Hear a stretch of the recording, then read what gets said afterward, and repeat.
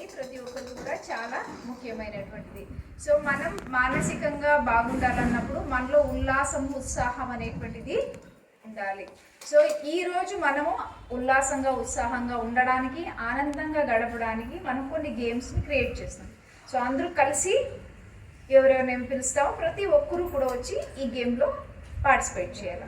మీరు ఎవరైతే విన్ అవుతారో వాళ్ళకి ప్రైజెస్. హ్యాపీ అందరికి? హ్యాపీ లేదు? హ్యాపీగా హ్యాపీనా? Very good.